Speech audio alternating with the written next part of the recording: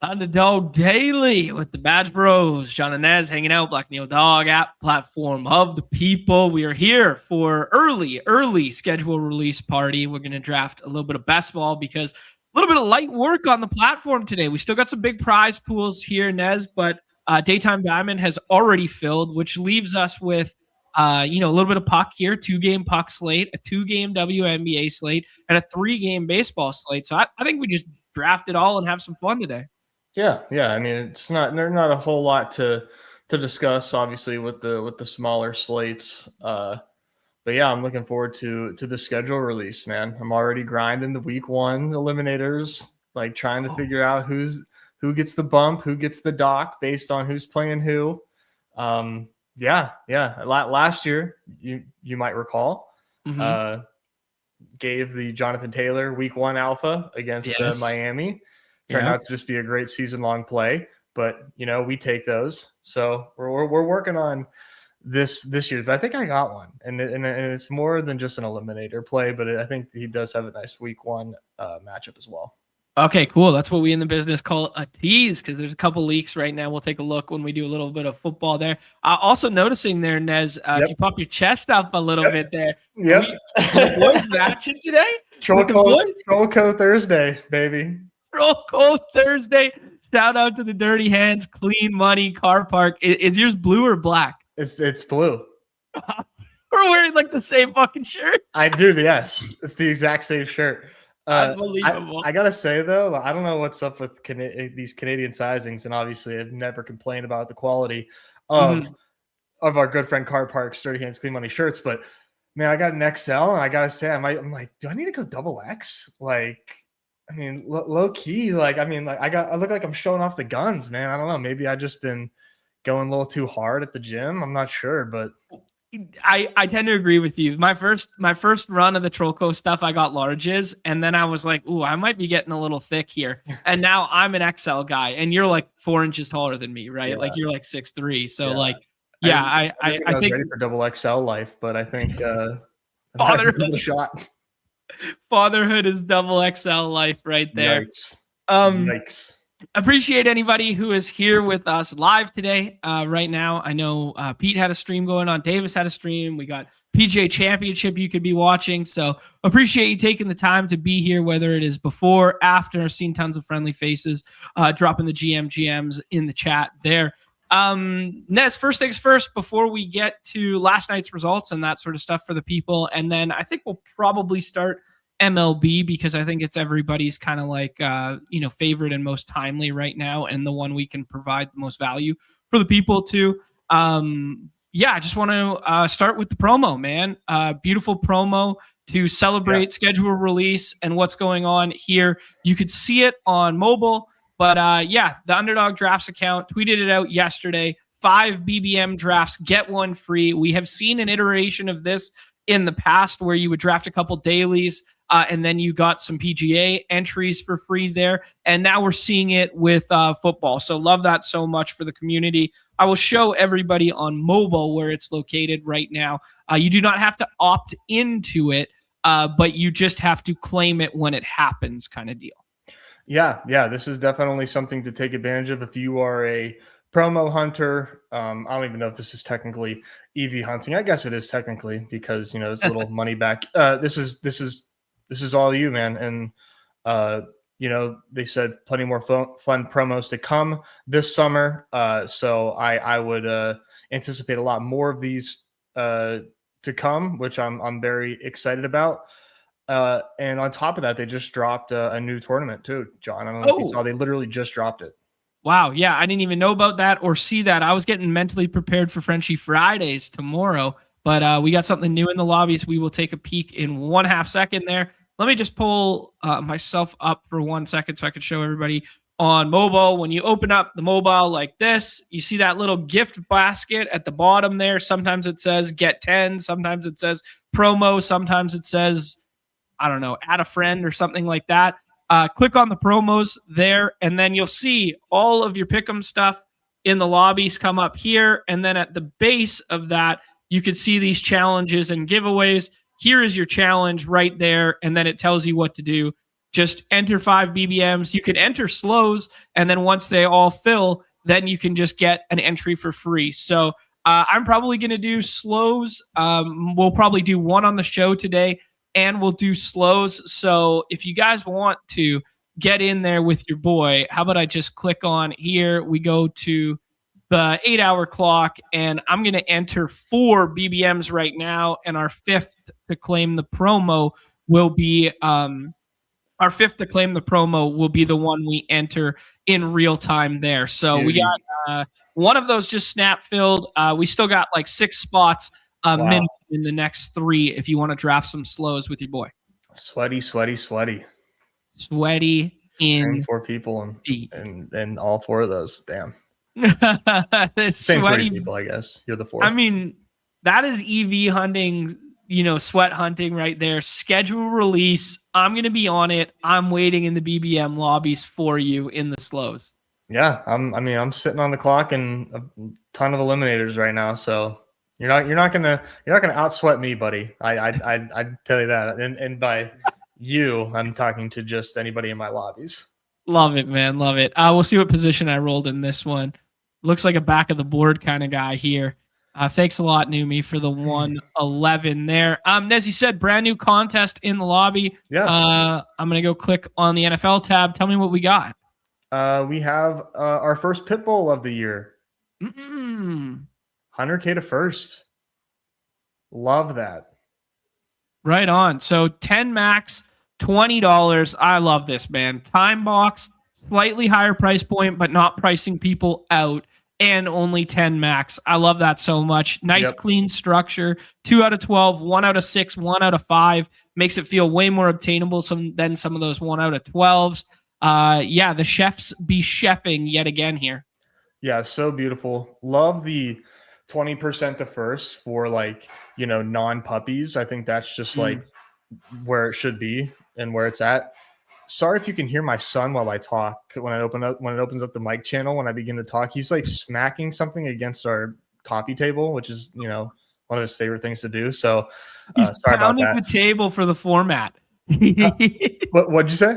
He's pounding the table for the new format. He's like, let's fucking go. He's hyped. Dad, he's going to win 100K. Sorry, buddy. Not really. Not how it works. But 20% to first for these side contests is just yes. Keep doing that. Yeah. What about that? Talk me through that comparative to the puppy. What about it is better for you that you like, etc.? I just think that it makes more me personally. I'm way more likely to enter these tournaments that have top heavier prize pools for non-puppies. I almost consider a puppy like a mini flagship at this point, because they're going to continue to come out. They're almost always 10% to first. BBM is its own thing, but the puppies kind of really hammer that 10% to first format home. Yep. The side contests for me, I think, deserve to be a little more top heavy, just to give you a different structure and something different to kind of chase. I think it just makes more sense personally. Awesome. Yeah, fully agree with you there. Yes, Numi is 100% right. This is a Jon coded contest. Absolutely. Triple stamp of approval from the boys up here. Also, just to be mindful of in the future, we do not have to do this for this one for the BBM there, but an opt-in the future, simply one click to start the challenge, maybe happening in the future there. So yeah. Okay, cool. Oh no.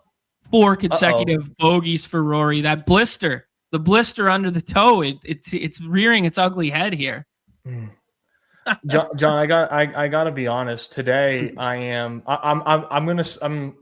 This didn't show up on the injury report, so all the people that played me in stream DFS today are pissed. But I'm not quite 100% right now. Okay. Little bit of a stomach thing going on, because about half hour before the show, I ate this piece of protein candy, a protein chocolate bar that my Mello's nanny brought over. Bria didn't want it because Bria doesn't handle whey well, so I was like, oh well, I'll try it. It's like a crunch bar. It's like a thin little crunch bar. It's like Ombrage Chombrays or something. I don't know. Okay. It was good going down, but right now I'm I'm not doing so hot. You're So battling the elements a bit right now. a little bit, which, you know, you should expect with these fancy candies and fancy chocolates. They famously, you know, kind of fuck with you. But Yeah. unfortunate. Hey, if you see the Underdog official account tweet out, Nez is headed to the locker room. Just know why. Just know why. Nez takes headed to the locker room, but he will be back in short order. They're gonna Paul Pierce me on a wheelchair off the stream. Oh man, awesome. All right, dude. Well, maybe we're doing a pit bull today instead of a BBM. I might have spoke too soon. Now that we have that contest up there, I would like to be mixing and matching in that one. Actually, I did not notice. Are there slows for it? Yep. Okay, there are slows as well. So that's kind of fun. Makes sense because this is a time box, but it's 28,000. Like this is going to be open for quite a while. Yeah. With the 10 nice move by them to put it out in tandem with schedule release today. Yeah, respect. Yeah. Okay, Nez, let's talk about last night's results there. A little bit of hodgepodge of action in the MLB streets there. I just did the two that were on stream there. Unfortunately, the home run pick'ems did not go our way yesterday, though directionally accurate with a couple of them, couple long fly balls, but it was truly a non-stackers night. It was a play the best plays. Bobby Witt, as soon as I made fun of the fact that he doesn't hit home runs anymore, has 3 in his last 4 games. All of a sudden there, Sergeant Pepper out here, Sergeant Pep 999 takes it down with, hey, you know what, guys? I'm just going to put the five of the best players on the planet together, all at ADP discounts, and then hat tip to us that Framber Valdez was not the highest scorer on the slate, but he was certainly the highest scorer relative to ADP. So that was our favorite pitcher of the night there relative to ADP. So hat tip to us, but it truly was a play the best plays. Nick Paws, lefty, don't matter, don't care. 28 fantasy points, Buxton with 2 home runs, and then scratched today. Not like this, please, not like this. Bobby Witt with a home run last night. Corbin Carroll, who you loved as a one-off last night there, gets on base 4 times, including a double and a steal, just doing Corbin Carroll things. And then Julio, all you needed was 11 points from him. Thoughts on last night? Shout out to Sergeant Pep. Earned a badge last night for this win. Love to see it. It was a minus 50% night for me. Frustrating because I was really in on the fish and they crushed. And that just didn't matter. So that was pretty annoying, but 32% Corbin Carroll, 21% Nick Paws, 20% Jacob Miz, 16% Xavier Edwards. And it just that's baseball, you can have a good process and not even sniff break even. So we're back today for the day slate, and we'll see how that goes. Yeah, that's baseball indeed, Suzanne. And this is also a good just kind of macro reminder that we've talked about theoretically, and it's kind of come up once every kind of 10 slates or something like that on our site. That is a good reminder that it's so impossible to just, hey, pick the best one-offs one night. But when the best one-offs are also 100% drafted and they all get put together like this, those are the nights in which the community watching the show, paying attention to the principles, etc., are not going to get home. No, they're not. Most likely. I mean, I don't know. This to me, tough to win whenever this is the winning lineup. But maybe one thing I've been doing a little bit more of, and I got a hat tip to Wood here. I've been doing a little bit more 2-1-1-1 with 3 one-offs and just 2 stacks and just one mini stack. Just because one thing that he shared with me was that not a lot of people do that. The good players don't do that. Probably for good reason, but I think that it kind of is a unique. I consider that a unique build structure. So something I'm toying around with the process. As you can tell, I'm grasping at straws a little bit. Okay, cool. Yeah, good to hear. Always thinking through and reinventing our game. That being said, we did still see some friends and family near the top. Turbotron's up here. Vinny D's up here. Roofing Man's up here. Esmeralda. So you still get some top 10s from some local names here. Aaron's up here as well. Let's take a look at Turbotrons there. 3-man Arizona, Buxton and Bobby Witt as the one-offs. Frammer as the pitcher. Makes complete and utter sense. Nice scroll play to Nolan Arenado, who hit in the middle of that lineup last night. Yeah, that was I'm never getting a Nolan Arenado, but hey, he's moving up in the order. Turbotron, sharper than me, getting on that stack. Yeah, shout out to Turbo. Happy for him to hold on to the podium. It was close. Yep, absolutely. Yeah, sweaty indeed. You just mentioned the wood. So what I'm going to do, just for the people who are unfamiliar, this is some of the value of being in the Discord. He's just been dropping some of these charts when the slate goes, and like he's just doing work beyond his years for the community. He picks out some of the guys who are some of the max users there. He formulates what their stacks are, formulates what the mean score for some of them will be. He goes to see what the field did in terms of expected builds here, and then juxtaposes that to, where some of the, sharper players or the maxing players on the site are. Screen grab that or go into the baseball thread of the Discord. But it's a very cool exercise and really peek behind the curtain to what like the Hardo users on the site are doing behind closed doors to separate themselves in game of skill. So we could see like here, for instance, this was yesterday's slate or today's slate? Today's slate. Yeah, I believe so. So we could see as soon as the slate locked, like the Woods exposure on the Athletics and Seattle were basically double or triple the field there. And then you could see that Nez was like, quadruple the field with his Athletics today. He's all over the Athletics in the early slate here. And he has a higher percentage of 2-mans compared to almost everyone other than Esmeralda and Vindy P. So yeah, just interesting to compare and contrast, and amazing that he's doing this. You could do this and subscribe to his site, but doing this for free in the Discord for everyone. Yeah, he's the GOAT for that. I'm really happy that he's willing to share that with everybody, because I look forward to that every day at lock. Yeah, and Turbotron joking that the Vin Deep one kills him every day, because Vin Deep really concentrates on like 3 stacks and that's it. Like it's like, I love it. Every single day, it's 3 stacks, and they're all the chalkiest and highest implied run total stacks. And it's same strategy every day, and that's his move kind of thing. So I respect the hell out of it. Oh, for sure. Yeah. And you could see the player tendencies associated with it. And then you could see that, like, hey, that's a binary outcome result. It's either these stacks hit and he's winning money, or these stacks lose and he's losing money, right? Like, so it's a very elongated lens of the season to play it that way. Yeah, it's awesome.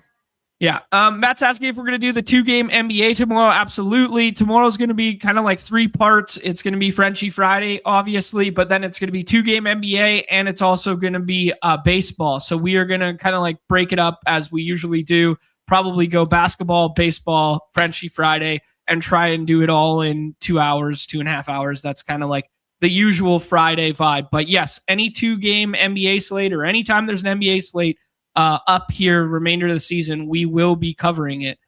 Okay, Nez, let's pivot into today before we get into just clicking drafts and stuff. This is going to be a mainly draft-based show for us. You guys can see the early morning slate. Mariners up 3-0. Cal Raleigh just went on the IL.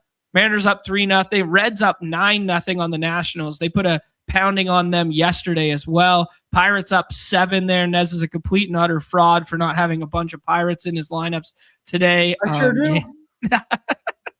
I didn't even see on that chart. What do you got? Oh, you got 12.9%. All right, I see you. I see you. But I do have 10 Dollander teams, so those are all dead. Oh, GG's. Yeah, dude, we got a 3-game night slate here, but only 4-person drafts. One big pivotal decision point on the slate is, do you think Shohei Ohtani is playing baseball today? Because Shohei Ohtani was originally listed that, hey, Dave Roberts might give him Thursday off. It was like a TBD on Thursday. We knew he was not going to be hitting when he was pitching on Wednesday. He goes out, throws another fucking gem last night. This dude is pacing for Cy consideration right now. I mean, Jacob Mizrowski's he not to be outdone. He with an 11K effort last night. That Cy race is going to be something to watch there in the National League. But yeah, I don't know, man. Ohtani right now, or when I drafted my first one, had like a 28 ADP, and he should probably be the 101, 102, 103 on any slate he's ever on, especially when it's only a 3-gamer here. So thoughts and feelings on the Ohtani situation, because it's, it wasn't definitively stated that he wasn't going to play baseball today. It was definitively stated that he wasn't going to play baseball on Wednesday and that Thursday was TBD. And all of that was said before he kind of got off the schneid and homered on Tuesday. So, yeah, how are your thoughts and feelings on the Ohtani situation of this slate, Nez? Yeah, I mean, I just was assuming that he wasn't gonna play. Okay. What they said was, I mean, this was 2 days ago. He won't be in the lineup on Thursday. Yeah. Like there was no TBD. Dave Roberts said he's not going to be in the lineup today. Mm-hmm. So unless he wants to be a son of a bitch, then yeah, I mean, I'm not taking Ohtani. I'm going to take him at his word. He's not having an Ohtani-like season from the plate. Okay. And nothing changes your mind about the fact that that quote was uttered prior to him homering and then spinning a gem? No, because this is something that I think we're going to see moving forward. I think they have to kind of weigh their options, right, at least right now with Ohtani, and it's pitch him less or hit him less, because I think as he gets older, he needs a day of rest post pitching. It's not enough that he just rests while he's pitching and takes that load off him. He needs the load off of him another day. Like throwing, he's throwing almost 100 pitches every single time he's out on the mound. Like he's a real starting pitcher all of a sudden. Yeah. Yeah. Like starts in the past where going back a couple years, it was 6-man rotations. It was sometimes only throwing 70 or 80 pitches. Like he's a real ass pitcher this year. Like he is a full-fledged pitcher. And then it also doesn't help that he had been scuffling a little bit at the plate prior to Tuesday evening there. Right. I mean, it's not been great for him so far. So yeah, it just makes it a little easier to give him that day off, give him a little mental load off there. So yeah. Okay, cool. I think it's a little bit easier of a decision that I'm going to want to build a couple lineups with him in there, just because of how cheap his price point is right now, and because the swappability of us being in 4-person drafts instead of 6-person drafts. Shout out to the draft team for nailing today's slate, keeping that Phillies and Bo Sox game off for the extra half an hour draft window, but also because of pending weather there. And then giving us optionality by introducing like a little bit of leverage at the starting pitcher position by only going with 4-person drafts instead of 6s. So there's reason to scroll. Also giving you some swappability options. More or less how it pertains to Ohtani in my mind is that, like, Teoscar's not getting drafted every time. Pages isn't getting drafted every time. Dalton Rushing, who would probably be the guy who goes in for Ohtani today, and they move Will Smith to DH, is also the other guy that I'm kind of like, all right, yeah, like I can afford to take a couple shots on one of the best players in baseball with an ADP in the 25s. Yep. Rushing makes it a lot easier for them to give him a rest, because he slots in very nicely and maybe gets you better production at the moment. So you're so down on Ohtani right now. I mean, it's that bad. It's been pretty bad. It's been. I mean, it's not been. It's not. He was the 101 in best ball, dude. He was the 101 in best ball. Yeah. People had the option to take the best right-handed hitter we may ever see, or take a pitcher. Yeah. But you get his pitching stats, right? Sorry, dude. Oh, I feel slightly vindicated by, you were on the Aaron Judge train, and I feel vindicated by saying for all those years that he introduces triple the amount of risk because he is a pitcher, that this could happen. And people are like, John, you don't know shit. He's going to hit 50 and steal 30 still. And the one thing that you need to start saying is that he's Travis Hunter. That's what you need to say. No, never. You do. Never. This is this Travis Hunter year, man. This was the Travis Hunter downside. Oh no, he's the greatest. He's the greatest guy to ever live. He's the greatest player to ever live, man. Yeah, I mean, okay, seven home runs, 5 steals, 240, almost pushing that 800 OPS after the homer the other night. So yes, it's not what we're accustomed to. You said almost pushing it. What's the OPS? 796. Damn. Okay, that jumped 60 spots because that was like 720 not long ago. Yeah. So we're almost back. All right. Anyways, interesting decision for the slate. The game theory angle of it is to take a couple now while the price tag's palatable, just in case.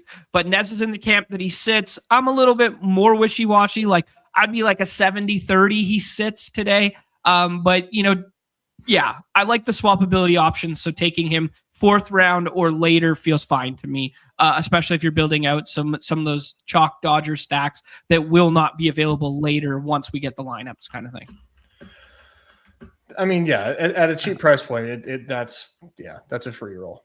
Yeah, it's a free roll, exactly. All right, dude, we got wind blowing out 72 degrees at Truist Park for that Atlanta and the Cubs game there. We got Ben Brown, who was long relief guy, once upon a time prospect as a pitcher. Then he made a start last time out for 4 innings, kind of on the Griffin Jacks, like kind of getting stretched out arc right now. He's going to start again today for the Cubs. You got Chris Sale, SP1 on the other side of that, but wind out at 11 miles per hour and 72 degrees. Then we got 56 degrees again in Chicago for the White Sox game with some wind blowing in. Didn't stop Bobby Witt yesterday. And then you got 6 miles per hour out and 66 degrees at Dodger Stadium, which has just been pretty good for hitting in a vacuum. And you got the Dodgers out there, Landon Roop on that one, and Sheehan on the other side of that. Chris Bubich is in there for the Royals, so you're going to get some of that lefty stuff against Colson Montgomery and who else am I blanking on?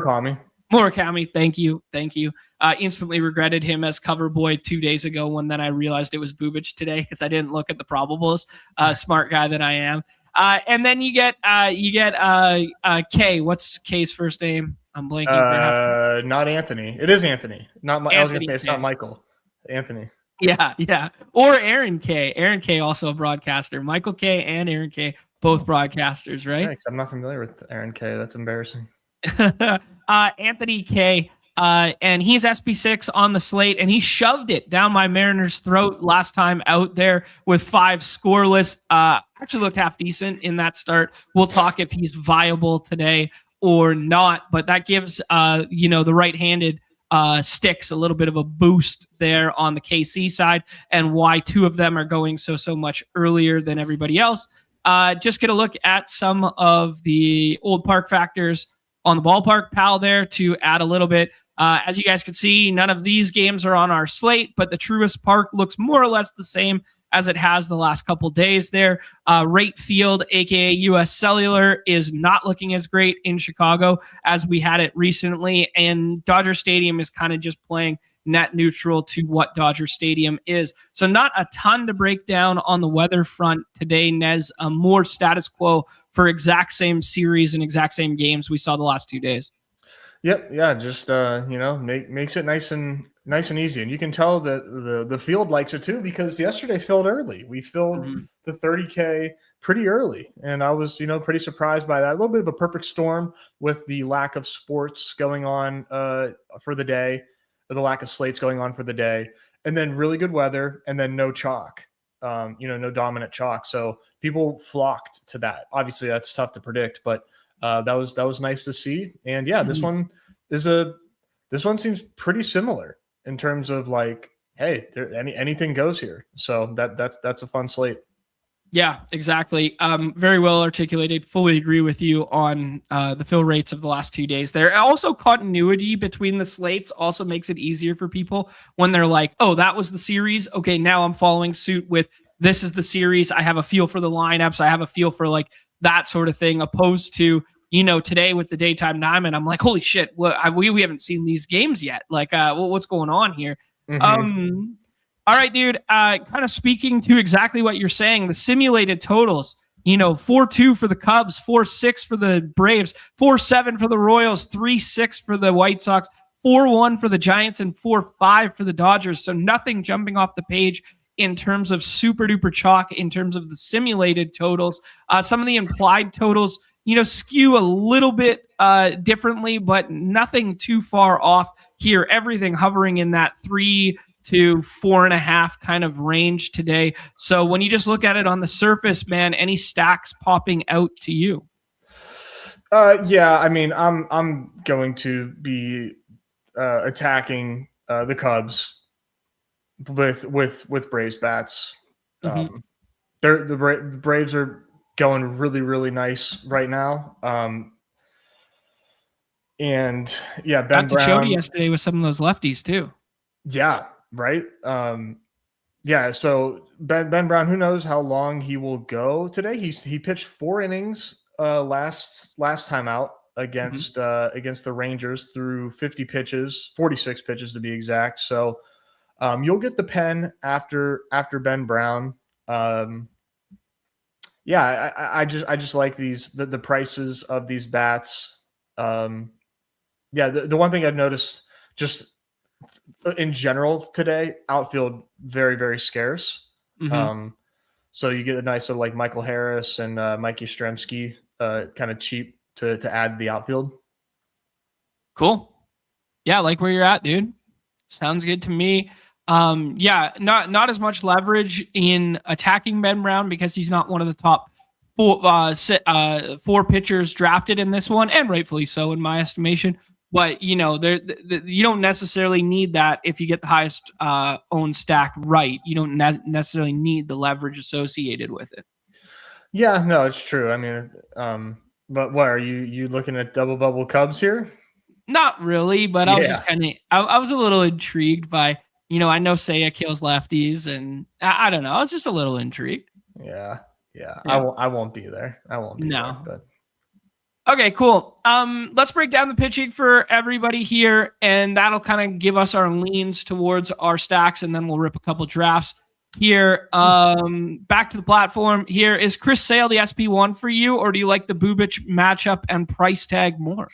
No, Sale is my 101 straight up. Okay, cool. So you like him over that Bobby Witt. Some people were taking Bobby Witt ahead of him this morning. Yeah, which is totally fair. Yeah, no, I'm going Sale 101. Is Bubic SP2? No, I think Sheehan is. Ooh, interesting. Okay, cool. Spin me the Sheehan stuff. Just the strikeout rate in recent memory, or what do we think? Sheehan's really set up to crush today. The Giants have not been good this season. There's not a lot of fear in my heart here other than Rafi Devers, who's been on a tear. And low key, we don't think of the Giants like this, but a lot of strikeouts in this Giants lineup right now. Okay. Lot of strikeouts. And Sheehan, rough start to his season, 4 and 3 earned runs in his first 3 starts. And then 4 earned runs to the Cardinals there in his second to last start, but 10 Ks, 8 Ks, 7 Ks. He's dicing teams up right now, like being the Emmett Sheehan that we were kind of hoping for as a late round darling. And this spot, like, very much looks great for Sheehan to put up like a Sale-esque score. Okay, cool. So Sheehan it is for Nez. Likes the trajectory, likes that there's more strikeouts available in that Giants lineup right now. No concerns about depth of starter. Like, he's just not a guy who ever really pushes that 6-inning threshold. Yeah, definitely a concern there. Like, he made it to the 7th against the Cubs, didn't finish that inning, but like, he was nasty there. Yeah, definitely a little concern here. You gotta get through there, but he doesn't walk a lot of guys, so kind of interesting that he's had these troubles. But yeah, I'm still bullish. All right, perfect, dude. I like that. And then does that mean Bubic just naturally slots in as SP3 here, or do you like the strikeout rate of Landon Roop? No, Bubic is my 3, but okay, I don't think it's quite as. It's definitely not SP2 for me. Like the White Sox are just a good hitting team right now, and yes, they're better against right-handed pitching, but they're holding their own against lefties. So, but Bubic is obviously like very tough on lefties and just been good this season. But don't sleep on this White Sox lineup tonight. Like that's what I'm gonna say. Okay, cool. And they'll probably only roll out like 3 lefties right now. Like it'll be Murakami, who's proven that he can hit lefties already and has like 15 home runs or whatever. Yes. And then you get Colson Montgomery, who had a big issue with lefties last year, but also led the world since the All-Star break in home runs there. So he can run into one at any point in time. And then you'll probably get Sam Antonaki, who's been leading off, but he'll probably be a little bit buried today. You see it similarly? Yeah, he's going to be buried. And Montgomery last year, he was much better against righties, but he had a 200 ISO against lefties. Ooh. This year, I guess that's what happens when you only hit fucking home runs. Right? When you're just a fucking dude. This year, 300 ISO against lefties, 362 WOBA. All right, dude's running hot versus lefties to start. Did he make an adjustment, or is it just small sample? We shall find out. We know what it is. So we're just supporting narratives here. That's all it is. There is a lot of strikeouts here. I'll say that. So if Bubic, this does seem like a very boomer bust spot for Bubic. Yeah, sure. Good strikeout rates just across the board for starting pitching today on this small slate. Like Sale's a 29.3 guy. Landon Roop's been a 28.8 guy, which would kind of caught me by surprise. Sheehan's been a 28.3 despite the slow start. Bubic is a 25 guy. Ben Brown's a 23 guy. Yeah. Roop's kind of been the surprise of the season. I don't know anybody that saw him coming. Yeah. I mean, if people were going to pick like sleepers in that starting staff, I'm not even sure that would have been the one people would have gravitated towards, right? No. Yeah, no, I don't think so. I can't remember who we were looking at in that rotation, but yeah, I don't remember Roop's name being mentioned. Right. Yeah, I don't remember like anyone really drafting him in BBM, or I was gonna say BBM in Dinger season. Yeah. I mean, people always take shots at Tyler Mahle, and Hayden Birdsong was a guy that was formerly on that rotation that people loved the changeup, so they wanted to get to him. But I didn't hear a single person talk about Landon Rupert, Trevor McDonald in early season, man. Yeah. Huh. Yeah. R.I.P. Logan Webb. Yikes. All right, dude. So is Landon Roop, even though it's against the Dodgers, SP4 for you on the slate, or do you want to scroll past it because it's a tough matchup and just take a couple swings on like Ben Brown or Anthony Kay here? I think it's probably better to game theory this and go to like Anthony Kay. Sure. But I don't trust Anthony Kay. No, I don't either. One good start isn't sway my opinion all that much of him, but just from like a pure math and game theory standpoint, like if you get 3 extra points from your SP today, it could separate enough to make the difference on a short slate. Yeah, and just like thinking if you are like up shit creek, you're the last guy to take a pitcher, and you're staring at these 3, like Ben Brown to me is not an option. Okay. So it's Rupert or Anthony Kay. Mm-hmm. The one thing you can say is Kay is double bubble against, the righties for the Royals, but it's just objectively like not it does not look good for our boy Anthony Kay. Like it just doesn't. But like I said, it's straight up game theory in terms of Roop versus Kay. I'll have way more Roop than Kay, but okay. So if you're going to just like back of the napkin math right now of like where you think you'll land exposure wise today, I would venture to guess you'll land pretty heavily in the Sale Sheehan camp just because you're taking Sale 1-1 and you're taking Sheehan over Bubic. Yeah. Yeah. So you said I'll have who? Sale and Sheehan, the majority of your. Yeah. Just in terms of pitching. Sorry. Yeah. I'm gonna have like 80% those two. Okay. Yeah. Okay. Sounds good to me, my dude. Yeah, probably 0 Ben Brown for me. Maybe a sprinkle of the K stuff just because the Royals are going really, really high there, and he had a nice one last time out. And if we're gonna nitpick about some of the pitching conditions on the slate, I think it's definitely the best place to pitch tonight. 58 degrees, slight wind blowing in, kind of deal. Yeah. But definitely doesn't share the same strikeout upside as the top 4 on our screen there, or even Ben Brown for that matter. Just to put some context to it, Cardi projects it as Chris Sale is SP1, and he's about a point ahead of Bubic, who's SP2, who's a half point ahead of Sheehan. Obviously, the scoring format doesn't directly convert or translate to our scoring system, so slight tinkers in there. And then there's like a huge line in the sand, and it's like 4 or 5 points further down that it's Landon Roop, then Aaron Kay and Ben Brown are effectively projected for the exact same number. Aaron Kay. Anthony Kay.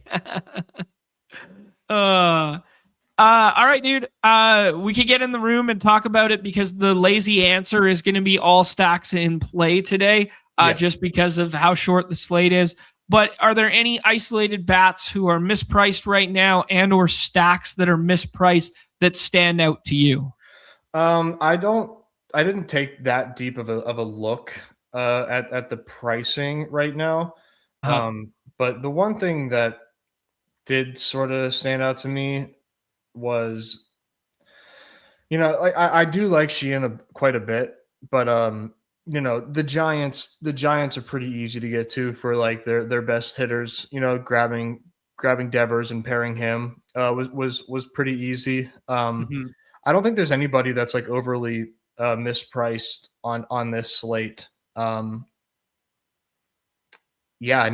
mean it's a small slate, and the best players are the most expensive, so it seems pretty solid to me there. Maybe some Dodgers. Maybe just Dodgers against Roop. Too much Roop respect.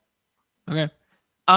Let's just rank it, all 6 teams for the people here relative to ADP. I think KC falls a bit just because they're so priced up, but they're obviously in a half decent spot here. What do you think about these rankings? Tell me where I'm wrong. Braves, Dodgers, Royals, Cubs, White Sox, Giants. I would put the Cubs lower, but okay, everything else I'm with. Okay, you would put the Cubs behind Giants or White Sox? Yeah. Okay. Yeah, I don't feel good about them today. Cool. Last thing we'll do, instead of like, going full picks to clicks and stuff, just some guys that I was noticing that weren't getting drafted or are not getting drafted like highly that, could be, decently undervalued relative to their potential lineup spot. Let's call it that. First one that stood out to me was just Carson Kelly as a righty who's buried, who's probably going to find his way into the top of that order, but we're not necessarily in love with Cubs today. Dubon, who's been hitting in the middle of the lineup and has a flat 24 ADP there. I anticipate he's back in the middle of that lineup today. I'd probably have him like penciled in for like 5th, 6th, or 7th, depending on where Austin Riley's spot is. Does that sound good to you? Yeah, that's where he normally hits. Yeah, okay, cool. Dominic Smith would kind of be in that same vein there as well. A couple lefty killers that are not getting drafted. Randall Grichuk, I mean, obviously pitch hit risk, but Randall Grichuk could hit like 4th today for the White Sox and nobody's taking him. Whether you want to attack Bubic or not, that's like a different conversation. But both him and Derek Hill, to be honest, on a slate where you're missing outfield, depth, those guys strike me as like lefty killers with some pop. They're not the best plays in the world, but I'm just, saying they're probably mispriced relative to like fucking Nick Lofton getting drafted at a high frequency. Right. Yeah. Outfield's really scarce today. So those guys are for sure in play. Yeah. And then rushing was the one who stood out to me. If we do not have Ohtani in the lineup today, I mean, rushing could be leading off again. He's led off a couple times when Ohtani hasn't been in there.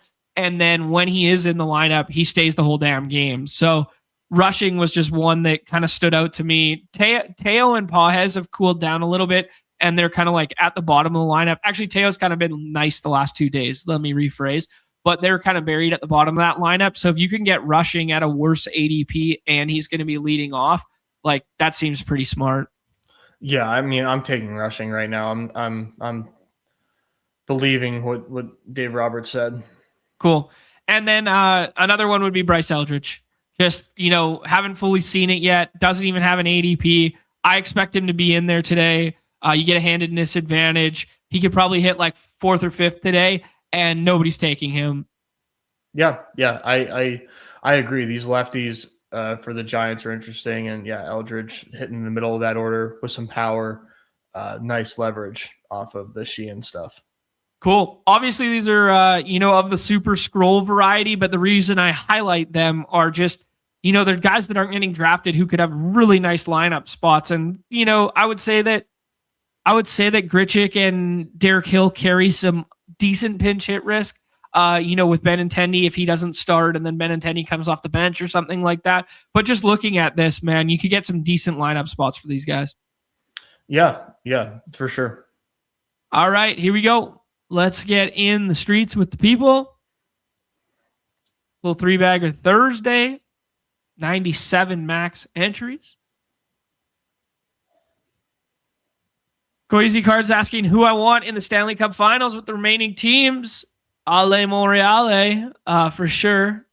Both for the best ball bags. I took a huge hit last night in my big Zamboni and Zamboni chances with the Wild being knocked out. Did you see any of that game last night, Nez? What happened? Boldy didn't get it done? Boldy did his best and had a bingo in there. They were up 3-0 and they had a goal waved off, which rightfully so waved off, but another one taken off the board. And then they wind up losing 4-3 in overtime. Oof. Yeah. 3-0 going into the third. And they had a really nice opportunity, game 4 on home ice, to take care of the series and like kind of, hey, let's get back to square. And then, best of 3 from here on out. And instead they lose that one and then they blow a 3-0 lead in this one. Not what you want to do, ideally. Yeah. Like it was basically like 2 goals in the last 3 minutes there. And it was actually pretty cool because my buddy Carter, who I was watching it with at the golf course there last night, the guy who scored the overtime winner was a teammate of his in the Dub for 4 years and he was like a really good teammate and a really good player. Nice. Yeah. His first goal is an Avalanche too. Chris Sale at 101 says my guy Nez. That's what I say. That is what he says. If you get a Bobby Witt team with the chance to, take one of those top 3 pitchers, I think you should do it. But yeah, because like if I was drafting at one of these, like I'm personally not trying to get left with any of the non-top 3 today. Okay, I respect it. Oh, I would be shocked if see Bubic goes here. Right. But if you get a Witt Sheehan team, then you're definitely enjoying that one. Yeah, there you go for that guy. And he doesn't even have to take Sheehan here. Yep. Tyler's flipping the build out here. All right, Nez, should we show the people how to do the Dodgers thing and take Ohtani, or we don't believe in it? We don't have to should we here. No, I know. I'm just saying like set it up kind of thing, or do you want to set up something different? Yeah, I mean, let's just play Dodgers. All right, you like Muncy and Freeman, or who do you like? Yeah. Who? take some of those lefties. Take a look at who's been getting hit hard on the slate right now. Emmett Sheehan with the hardest hard hit against, but only 37%, which is high, don't get me wrong, but it's not like, holy shit, let's go hunting. Anthony Kay would be next at about 35. Chris Sale at 30, throw hard, hit hard. Bubic at 29. Nothing really like jumping out like too crazy. Mm-hmm. Yeah, it's pretty balanced as we saw. Bubic giving up the most fly balls, 40.9% on the slate. And he's got pretty, I'm not going to say he's got lucky because I don't know the archetype of those fly balls, but he's a 6.4% home run to fly ball, which is pretty good for a dude who's giving up fly balls. Yeah. Tyler's building out some giant stuff. We see the Betts rushing thing on the other side with sort of battling for Dodgers. We could play the Ohtani as in scenario here and just, try and do that and then take 2 like one-off picks to click, or what do you want to do? No, I'm cool with just hammering the Dodger stuff here. Like, this is a fine spot for it. Okay, you want to do Teo or Pages? Do Pages. We might be able to just like onslaught it, but maybe you want to do the one-off. Okay. As you guys can see, rushing goes in this one, so we lose our swap if Ohtani does not play. Damn. Maybe it's worth holding out on Teo because then you can swap him easily if Ohtani's not in. Great shouts there. The game within the game. Devers is going yard today. Huh? Devers is going yard today. Never Sheehan. That's what Frog Clone says. I mean, bold statement, but we'll see. Looks like Ron's going with a KC double, and then Olsen and Harris double, and then a one-off Suzuki. Let's take a one-off here and build this out. Who stands out to you? Murakami, or you want to scroll further? Vargas. I like Vargas. All right, let's do it. Vargas versus a lefty. Been scorching hot recently, too. There you go. There's the Ohtani 4-man with Ohtani in like the last round. So a combo you won't be able to get later if he's in there. That being said, both of us are kind of in the camp that he doesn't play this evening. But that being said, if he does, woo. Let's rip one more and see what it looks like. All right. Then we got to figure out what football we're drafting. That's it, Pitbull. Okay. Yeah. I want to rip a puck draft and a WNBA draft quick in between, and then we'll do the football draft. Okay. We got some sickos in here. We got Brad, we got Awin, and we got Windy. One's good.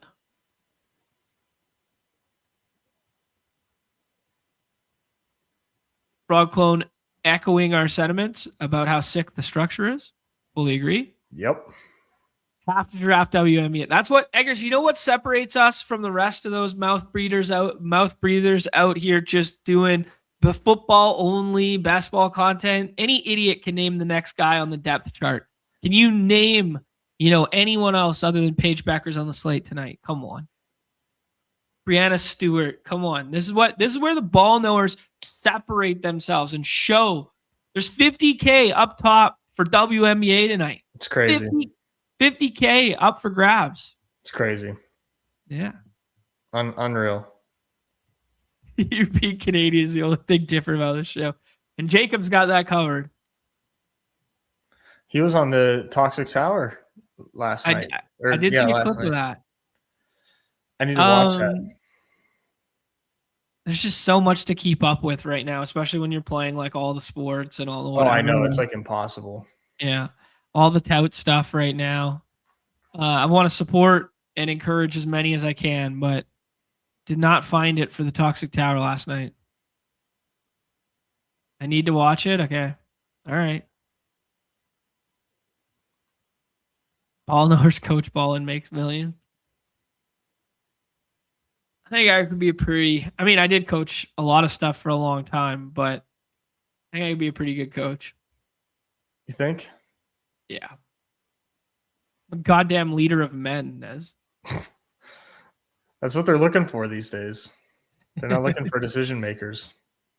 All right, man. We take sail, and now what do you think about starting, maybe some of this Atlanta stuff that you like? Yeah, let's do that. All right, we'll do Drake Baldwin here, and then see if we can pair it up with, a contrarian Atlanta bat. We can take Ozzy Albies too. We always like Ozzy as the right-handed hitter more, but we did note yesterday that top 5 in hits in the big leagues is Drake Baldwin and Ozzy Albies. So pairing the two of them together could be good. Could be good. Could be good. I would say it is good.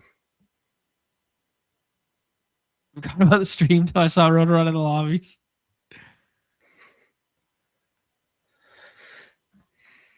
What's Blocky? Who's Blocky?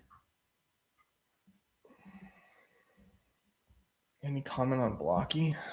I don't know. Hey, when better sees take Casey Schmidt here. That would be so on brand.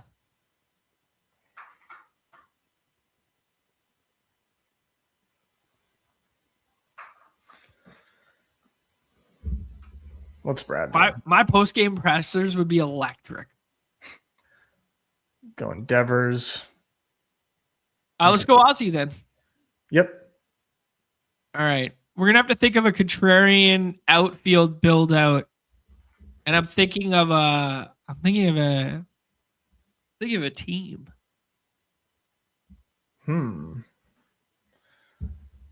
A team. Yeah, maybe with a couple guys hitting in the middle of the order. Might carry a little bit of pinch hit risk, but I don't know.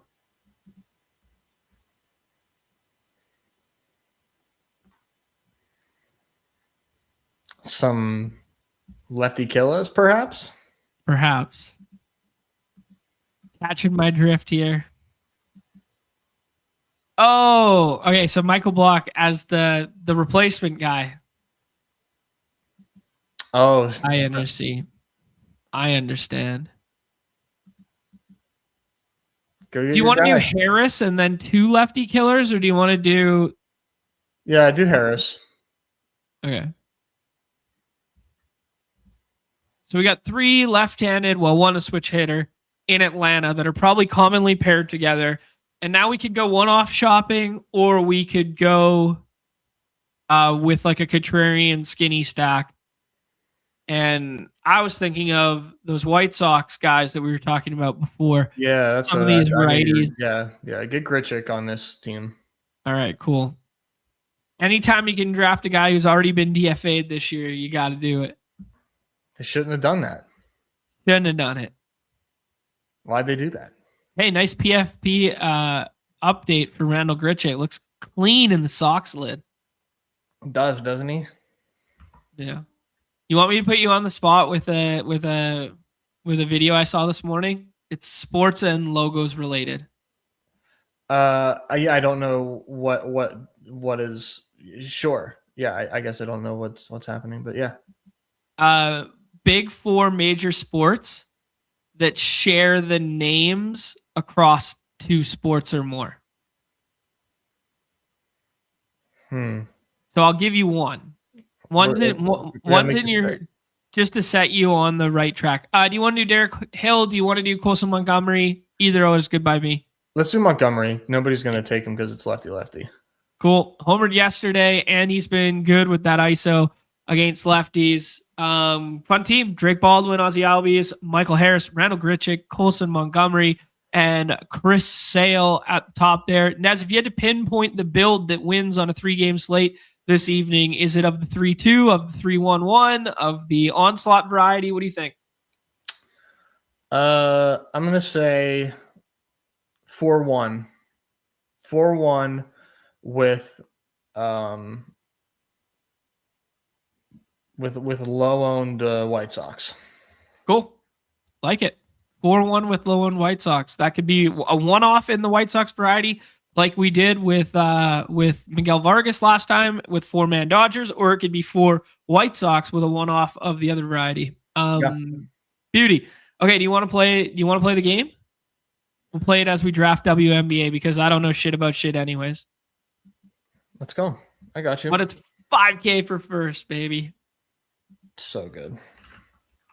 Oh, 101. Are we doing the Paige Beckers thing, or is Brianna Stewart a true 1-1 this evening? The projection difference on the site looks insane. Yeah, she's for sure the 1-1. Holy smokes, dude. 37 minutes, 38 minutes. Wow. In the first 2 regular season games. Shorthanded, so she's having to do a lot. The Liberty are super shorthanded tonight? Yeah, they're pretty banged up, or at least they have been. Okay. Sounds good to me. Unabated has WNBA projections. ETR has WNBA, right? ETR might. I don't use it though. What do you use for you use Unabated for WNBA? I use props. Oh, okay. And just build out your own whatever's stuff. Available for me. Yeah. Yeah. All right. Brianna Stewart it is with the 1-1. Ghost AF telling me there's still no Sabrina or Satu. So that's why Sabali. That's why he's popping. Is that what's up here? Sabali. No, that's why Brianna Stewart's popping. Yeah, those are 2 high usage players. Yeah. I haven't seen that Clipper Nation. Please look up the one-legged 3 towards the end of last game. Marine Johannes. Is she a rookie Clipper?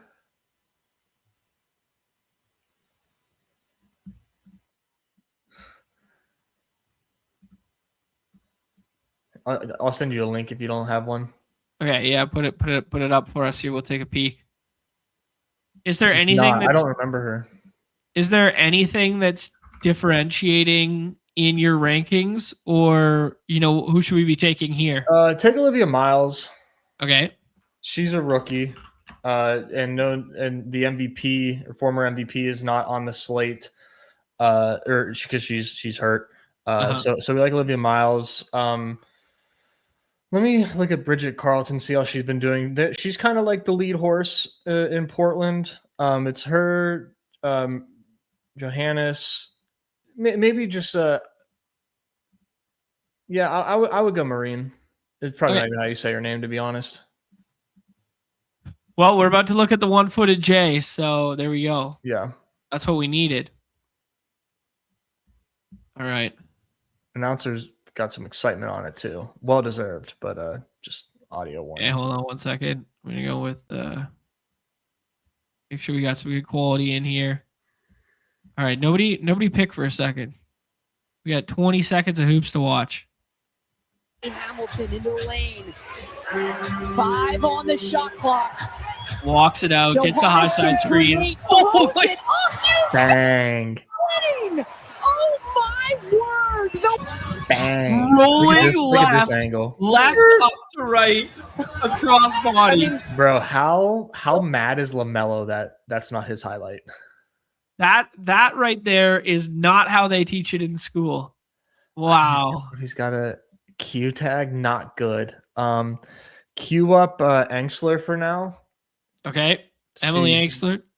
Yeah. Damn, Nia Coffey's got did she play last game? Doesn't. Nia Coffey played 20 minutes last game, had a double-double against Phoenix. Damn, they're gonna be really thin. Minnesota is? Yeah. Okay. And so you might have to refresh to see that Q tag. Isaiah James probably right. is our best option there. Oh, so Coffee just got added to the report. All right. Yeah, and the one thing that I was told from our friend Brad, who is still around, but not quite as active. But he was telling me last year, you don't really mess around with these WNBA Q tags. Okay, good to know. Oh, okay. So the Lynx have 2 more players in, but they aren't in the player pool, so they're not. It doesn't, because like the next available player for them is like Maya Caldwell and Anastasia Kosu. Wow, yeah. So we only have 1, 2, 3, 4, 5, 6, 7 players in the player pool. But at least we got Olivia Miles. I'm glad we got her. She could feast tonight. All right, cool. And then Nafisa Collier was the MVP? At one point, yeah. Oh, yeah. Okay. We're learning. We're learning some hoops. She's the head, or she was either candidate. I thought she was an MVP. Yeah. I think she did. She did win MVP. And she's like the head of their players union, I believe, or at least she gave a scathing statement against their commissioner, which was pretty sick. Power move. The commissioner said that the girls should be lucky that they have their platforms because of the WNBA, and they're like, just give us a bigger revenue share. And now girls are able to make like $100K and shit. Wow. That's all they ask. All right, dude. Who's our scroll? Fuck, man. Gustafsson. Megan? Yeah. Von Loo is also a name that I've clicked once. All right. Von Loo's further. So nice, but she's got the Q tag. All right. Von Loo's further. So we're doing it.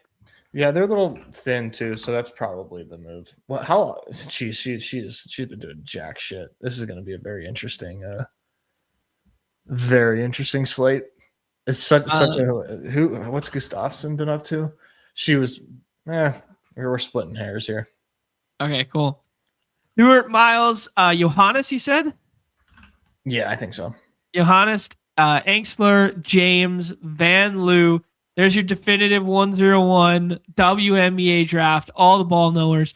We'll actually take a peek just for a half second here, just because that Lynx injury report, unabated line, since the Q tags, since everything's happened, 3 yesterday, 3.5, 4. Not a lot's changed. I mean, the Wings are still favored, but like not drastically. So we'll just take a look at that for a half second. Both totals are relatively similar, a 176.5 and a 176 and a 178 on the unabated line. Liberty, the biggest favorites of the night with that 11.5 there. But I think the alpha to be known is the Q tags downgrade there, and the fact that the Lynx have 2 more players on the active roster that isn't just the 7 that are in our player pool. So if you're just looking at the player pool and you're like, holy shit, they're only going to have 7. Like, this is Memphis. We can run it so hella tight and treat it like that. Definitely not. Yeah.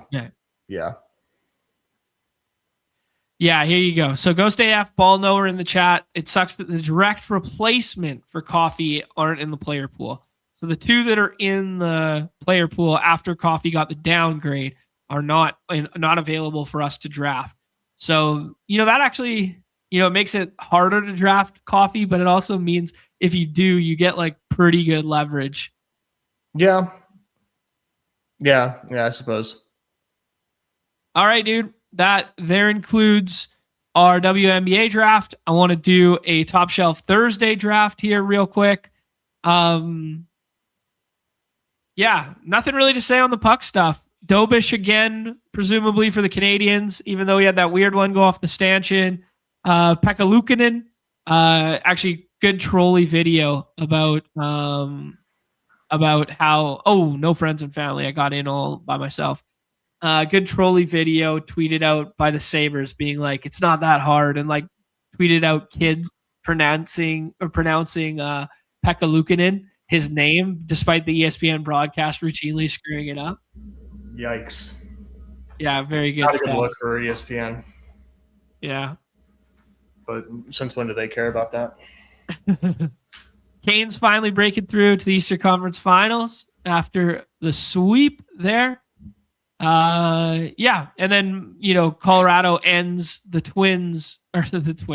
Wild's attempt last night there, so they are on to the Western Conference Final from that gauntlet in the top right quadrant.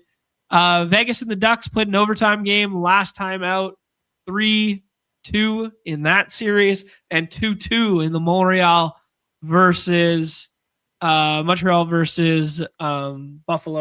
series there. Buffalo returning home this evening for game 5. Nezzy takes. Mitch Marner's been on a tear. Tage Thompson scored off the stanchion. I want to go alle. What do you think? It's got to be Tage, man, don't it? Oh, gross. Absolutely not. He hasn't been great. 15 and 15 in those last two games. One was a dump and he scored off the stanchion, and the other one was just Tage hasn't been great. Buffalo's low-key super deep. They're the team. Okay, so this is here's your Puck's take. Buffalo's the team that you want to go second and third line shopping on, especially after they called up this other kid who wasn't in the player pool last time out, and he had like 5 shots on goal and almost scored last time out. Well, he did score, and then it got called back, I think. So who did you want to go, Caulfield or Suzuki? Caulfield. Get the guy who had 50 nips. Whatever 50 those are. Bingos. Okay, let's see if Hellenis is in the player pool. Oh, he is. Sneaky. There's your scroll. 3 shots on goal, a hit, and a block. Had a couple good 2-on-1 opportunities. Hit a post in that game. There's your sneaky scroll of the day. Okay. Dorofeev had the overtime winner and 2 goals last time out. Dude's just a sniper. Like you. I might be washed. I don't know. I had a good one on Tuesday night, but yeah, pour one out for Tuesday night. Not getting to hang out with Hayden while he was here. Oh, rip. Yeah, rip indeed. All right, dude. Montreal comes back to us. A hostile environment. I'm making the pick. Let's get it. Goal Caulfield. There you go. Game stack. Game stack it up indeed. We can use. Okay, we can either use Tage as a one-off, or we could take the Anaheim goalie. He's going to take the Buffalo goalie, which means he doesn't want Dobish, so we got to take goalie now. Okay. Unless we just Dostal. Yeah. Dostal. Do you have any hockey cards? During COVID, when I found all my old Pokemon cards at my parents' house, I did find a bunch of throwback boxes, but mainly they were like the McDonald's hockey card sets from back in the day. Aren't those are probably valuable, no? Those are sweet. Probably. Yeah, I got a couple complete sets, but I don't know. I never looked up what they were worth or anything like that. Yeah. I was thinking about not a ton of stuff. Not a ton of stuff. Just thinking about because they're probably always undervalued hockey cards, but looking at that the kid from San Jose, trying to see what kind of his cards go for right now. Celebrini's, yeah. Because I feel like they could have, these things always sort of end up gaining a little bit of steam eventually, and just the fact that he's been so good. Obviously, I'm sure anybody that's selling them is asking for the top, but I'd look into it. I'm in my cards era right now. It's not good. Dude's looking for long-term buy and hold share value. I'm just getting a sweat. Just getting a sweat. Nezzy takes. Let's go with a little Lane Hudson and lock up this D situation here. And then we can just add some line mates here that are super contrarian, or we can go super scrolling for another line that is from Anaheim, Buffalo, or Montreal. So there's one off Tage. We got DJ in here. Thank God we have a ball knower in here to throw me a life preserver. DJ, I told Jon to take Tage, and you know what he said? Cover your ears. He said, "Fuck you." And I said, "What? Tage Thompson? You don't want the best player on the slate? Help me out, DJ." Didn't want the best player on the slate. Who's the guy that you were telling us to take, the third liner that they just called up from the minors? Oh yeah, dude, that's the scroll, man. Hansta. Yeah, DJ Hansta. Let's take him, dude. Nobody wants him. He doesn't line up with the lineups, but we can just take him, dude. I guess there's no rules. There we go, baby. Consta. Can I get a country of origin? I actually don't know. I'm gonna say it's Hellenist. It's probably like something way simpler than every syllable. But I'll say phonetically for the laws. Hellenius. He's Finnish. Oh, I don't even know why I asked that, as if I know Finland pronunciations. Country of origin. Doesn't care. Doesn't matter. Hellenus? Now I need to know. I would say Hellenus. Or Hellenus. Hellenus. Hellenus. I like the noose. Yeah. There you go. Pouring up for Chip. All right, dude. Hellenus, Hudson, Goal Caulfield, Tage Thompson. We're playing like a full game stack here. Yeah. Should we take a scroll line mate of Tage? Perhaps. What do you think about a young Peyton Krebs? I like the last name Krebs. Let's make sure he's wing eligible. He is not. He's center eligible. We absolutely handcuffed ourselves. What about Josh Doan? Is it what, second line? So yeah, there's not much correlation there. Let's see. Did Quinn already go? Yeah, fuck. Jack Quinn went, which is all right. We're taking Demonov then. We got to get a little correlation here. Zucker's second line. Yeah. Donut? Oh yeah, we can't do Donor. We could do Zucker. Yeah, the problem with Doan is Doan plays with Norris and Benson, and they were both drafted here.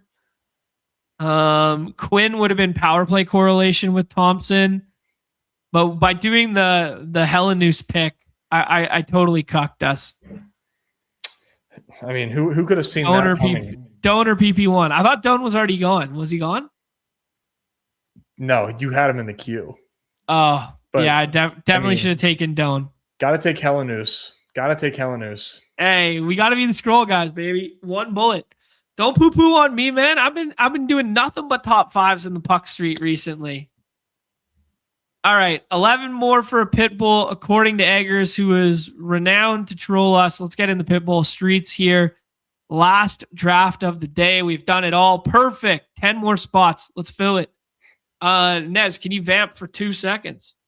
Yeah, sure thing.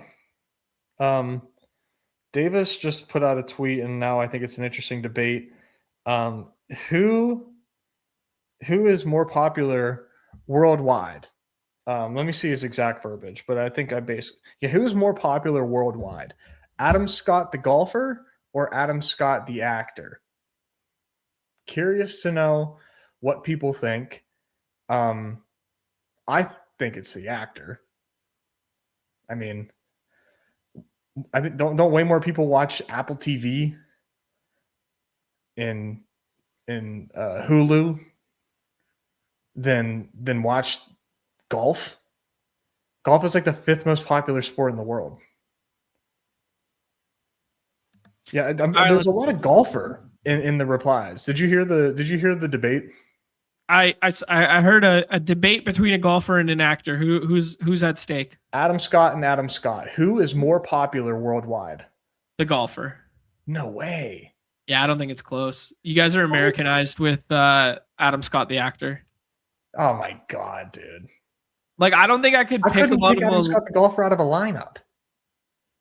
I was about to say I couldn't pick the actor out of the lineup. Yes, you could, dude. Come on, quit being like this. Yes, you could. You've never watched Step Brothers?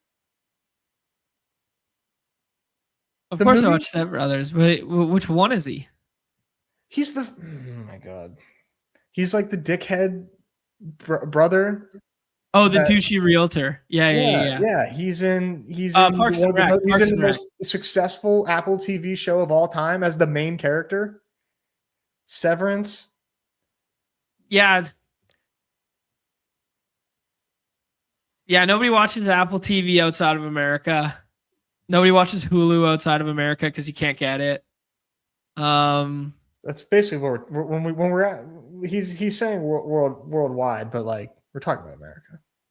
Yeah, worldwide. I think it's golfer. Mm.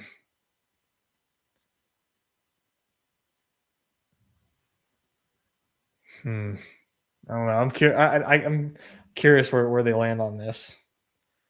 What else has Adam Scott been in? It's Severance. It's Parks and Rec. So he was like the third guy or fourth guy, maybe fifth guy in Parks and Rec. He was like the fifth guy in Step Brothers. What else has he been in other than lead in Severance? He's in a new horror movie called Hokum, but that's not really what he's known for, is being serious. He's a little serious in Severance. Yeah. Fucking Catalina wine mixer. Yeah, Catalina interesting debate. I guess I'm a little lost that one. I don't know. I'm still not ready to admit defeat.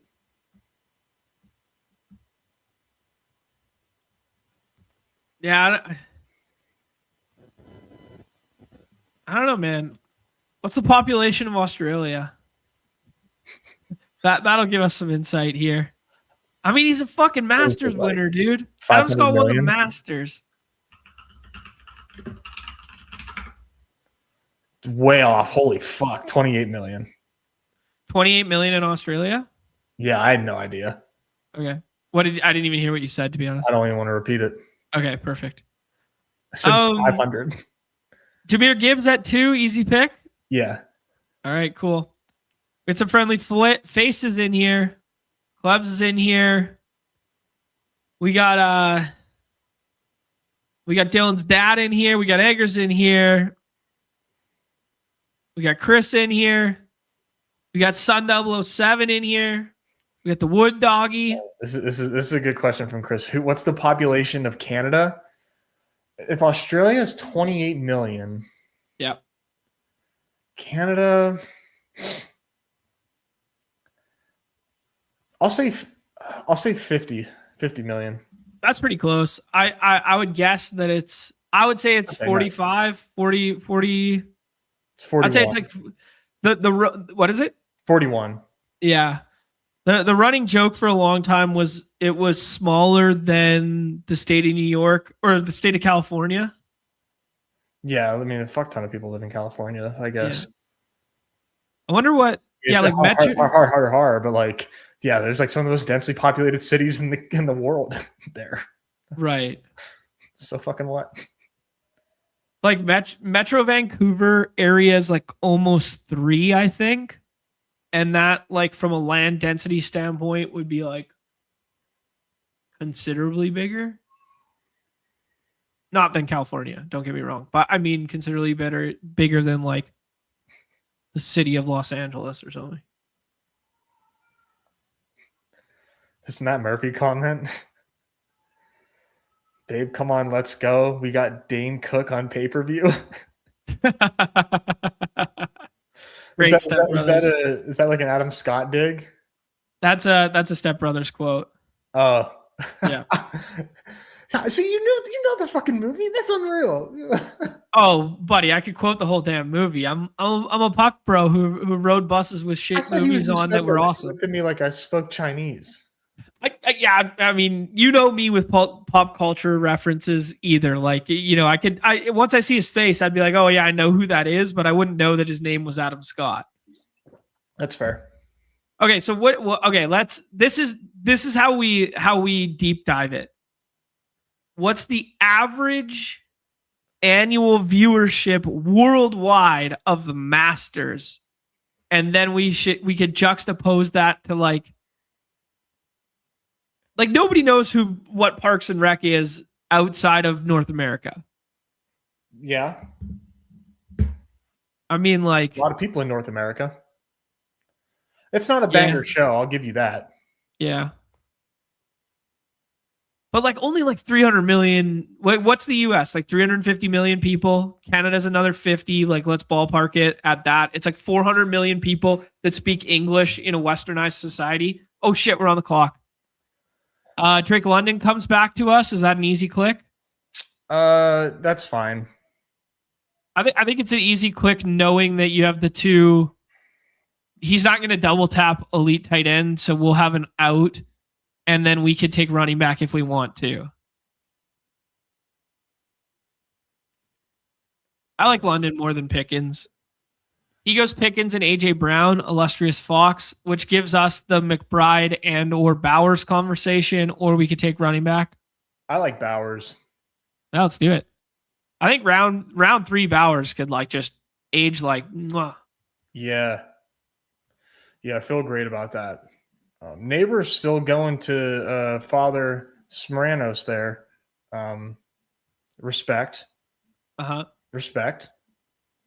I'm trying to manufacture a generational fall for Malik Neighbors. Personally, because I won't draft him until he falls that far. But I also think it would be really fun to build some monster teams with late third Malik Neighbors. And I'm not trying to like dig on Papa T here, but like this Malik Neighbors stuff is like not good.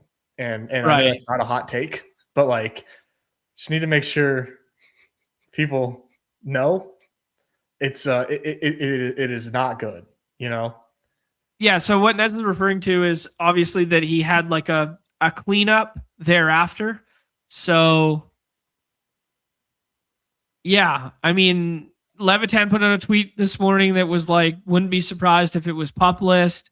We talked about it the other day that it's, I think you brought up, it's like, is it weird that nobody said anything about Neighbors' timeline and now it kind of like makes sense, right? Yeah. So the first red flag is that it took Neighbors hella long to get surgery because of how swollen his knee was. So this was a pretty traumatic injury, way more traumatic than we're used to with ACLs. Gets the surgery. You don't get cleanup just because you do imaging and see it needs cleanup. You do cleanup because the healing is not going at the pace that it needs to, and the range of motion isn't going as well as it needs to progress-wise. So then you do the cleanup. Now where are we at? Right. Now where are we at? Yeah, like, now you have it doesn't, restart the timeline, but it elongates it. He was already a question mark for week 1. John, if I'm making odds, like he's like minus 120 to start on the regular season pup. Okay.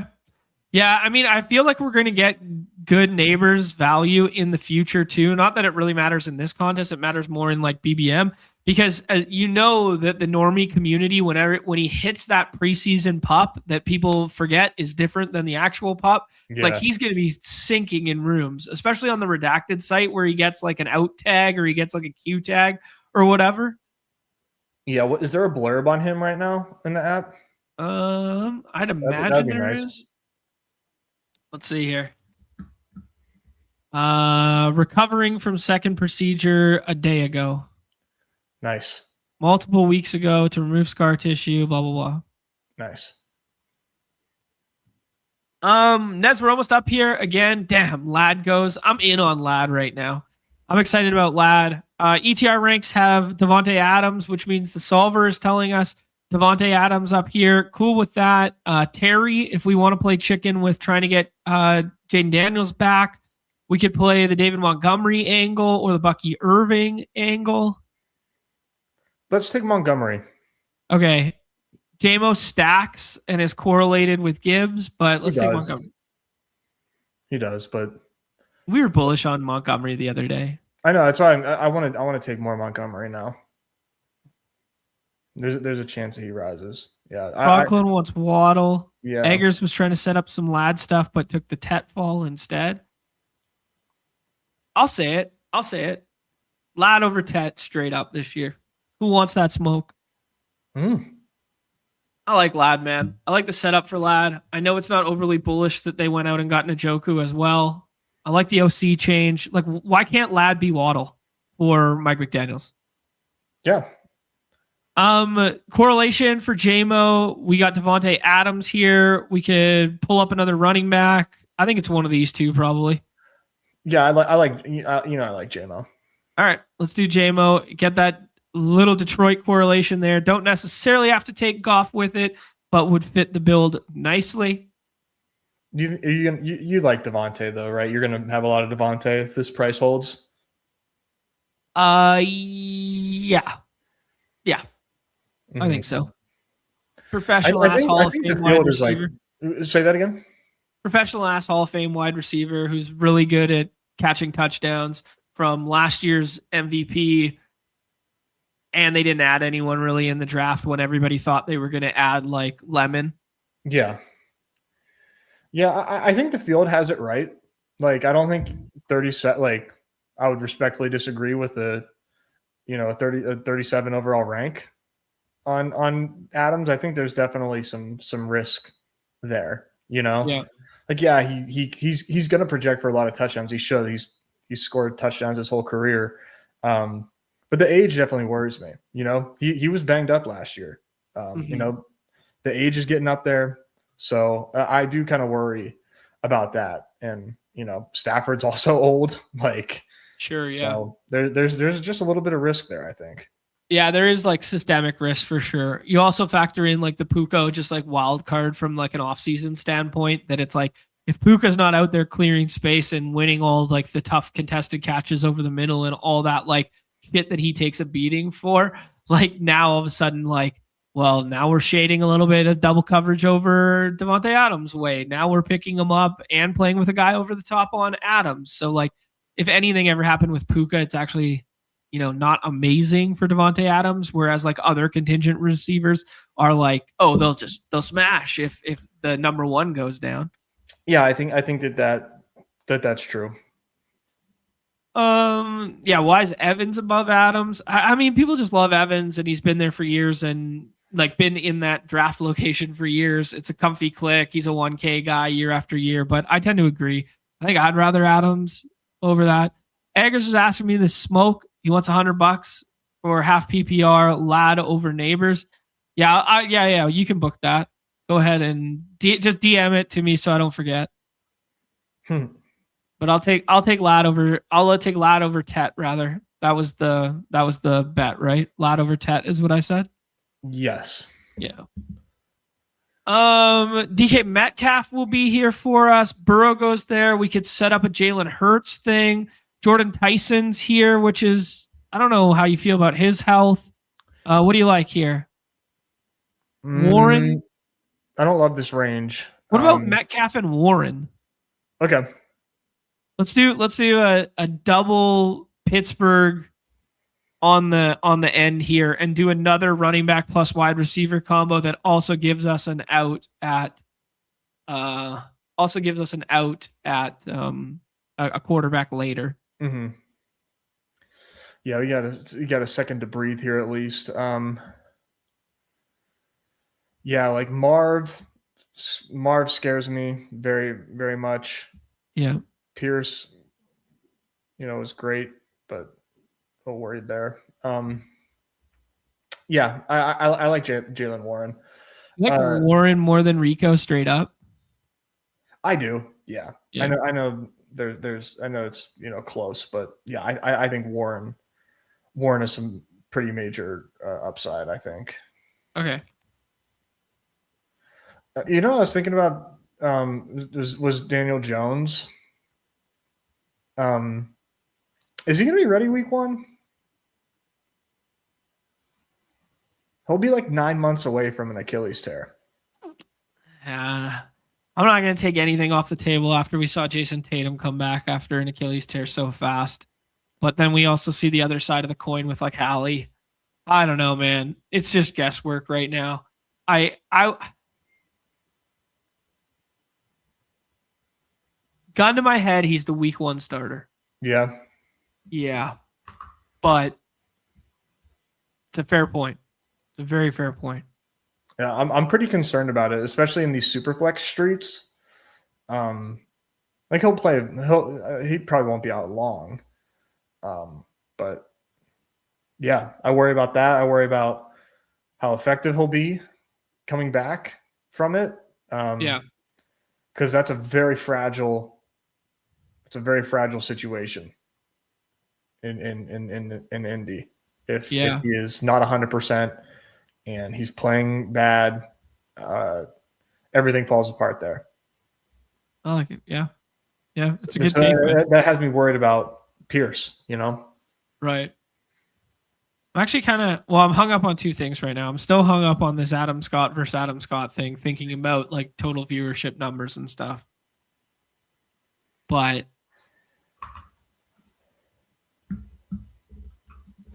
what's happened more? Unique viewers of Parks and Recreation, lifetime unique viewers. Why are you hung up on his like second most popular show? You gotta weigh him by Severance. I think it's way more. I think Parks and Rec is way more popular than Severance. No, Severance is like one of the most successful TV shows in the last like 5 years. Really? 6.4 billion total minutes viewed across its total run, but I don't know what to compare that to. Yeah, I don't know how you quantify that because so much of that's like rerun or second watch or whatever too, right? Yeah, I need viewers, not minutes watched. Yeah, gotta divide the minutes by fucking the episode length. Jesus Christ. I'm also very curious in terms of where subscription for Apple resides. You know, they how much of that is Apple's Apple TV subscriptions. Pardon me? It says the show drove a 126% increase in new Apple TV subscribers before the second season aired. Oh shit, we're on the clock. Michael Wilson. Fuck that. Godwin? Yeah. Okay. We've somehow ended up with so much Godwin through the first couple drafts. Because he's a good pick. Yeah. I think Goff has to be the next pick here. Like, he doesn't have to be, but it just makes too much sense unless you want to like set up a Kyler backstack. No, over Bo Nix. Quarterbacks are still going early. Like, we should take the guy that we have 2 teammates of. Okay. All right, we'll take Goff here. Get that little skinny Detroit. Okay. Apple TV subs by country.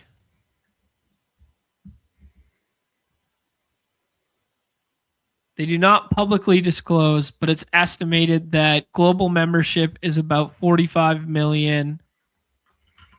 50-ish% of that is the US, 5% in the UK, 5% in Brazil, 3.5% in Canada, and 3% in Mexico. Adam Scott, the golfer, is way bigger. Way bigger. I don't think it's close anymore. I'm officially bringing Claude into this. Good. Okay. This is what we needed. I hope Davis taps in and sees how much he's ruined our show. Yeah. Like, so this is like, this is so dumb, but it is so dumb, but I love it. I love bullshit like this. This is dudes talking over dinner, talking at the bar. Yeah. I hate using like AI to settle the debate, but like, cause like, that's not the spirit of the question, but I'm dying to know. Yeah. It's a pretty interesting debate. A clear answer, depending on how you slice it. Overall, Adam Scott, the actor, is more popular, and it's not that close. Interesting. That's what Claude says? Uh-huh. Relative to what?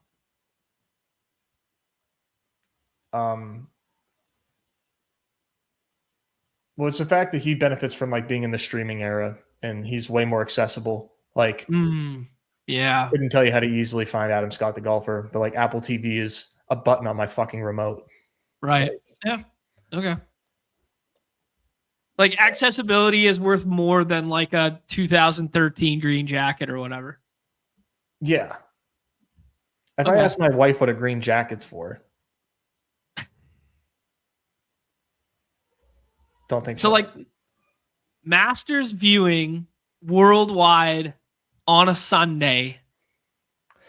So here's what Claude says though. The irony is that when the golfer won the Masters in 2013, the actor was so inundated with jokes about it that he publicly complained about it, which is very funny because at the time, Adam Scott, the golfer, way more popular than the actor. Right. That's very funny. Yeah, that is funny. And then they flipped. And then the flippening. All right.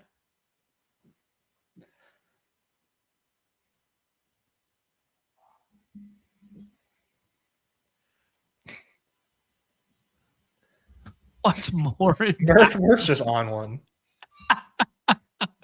All right. Let's get back here. We got to ready to make a pick for once in a 20. Yeah, we got to make some smart picks. Our draft capital at running back looks like it's already filled up. I think this pick might make itself for us right here. I think Baker's probably a slam dunk, right? Yeah, I'm cool with stacking it up with Baker. Okay. I mean, we could push it because the guy on the end already has two quarterbacks, and he might take Shuck because he's got Addison. But Brooks, Rashad White, like I know that we have a lot of capital there, but these are the better picks. Okay, we'll let it be. I'm okay with it. Yeah, we got some correlation with Jaden Higgins if we want it. Wan'Dale Robinson is the highest ranked in terms of rank. Shakur, who do you like? I like Coker. And Rashad White and Tyrone Tracy. Those are my top three here. Rashad White and Tyrone Tracy. All right, let's take Coker. We got a lot of draft capital spent at the running back position. We're pretty balanced with the quarterback and the tight end stuff right now. This team go Burr if Gibbs, Montgomery, and Warren. All right, let's get a reset on where we're at mentally here. 2, 3, 5, 1. Goff and Baker. Gibbs, Montgomery, and Warren. London, J-Mo, DK Metcalf, Chris Godwin, Jalen Coker, Brock Bowers. Sick little start. Yeah, decent. Which division in the NFL, I got a question for you. Which division in the NFL do you think will have the most shootouts? Which division will have the highest scoring totals this season? Not necessarily between its own opponents, but just in general, like these teams feature the highest scoring games the most often. Okay, I think people want me to say the NFC South because they're like bad teams, bad offenses. Weather's good when they play outside, and it's great when they have all the dome games. And people love watching that, like New Orleans versus Atlanta. Yeah. That's what I would say. Yeah. But, I was gonna swerve though. I was gonna swerve on you, and I was gonna see NFC North because Lions make everything go Burr. Yeah. Bears have gotten better. We expect Packers to be healthier and more throw heavy. Vikings go Burr in a dome with Kyler. Yeah. Okay. I think contender. NFC East. Patriots. There's a lot of weather. There's a lot of weather. Oh, sorry. AFC East. NFC East. Yeah. Cowboys. Okay. Cowboys. Commanders. Giants. Yeah. Giants play like they did at the tail end of last year. And then you get a non-bleed the clock, only run the football version of the Eagles. Yeah. Okay. I'll hear you.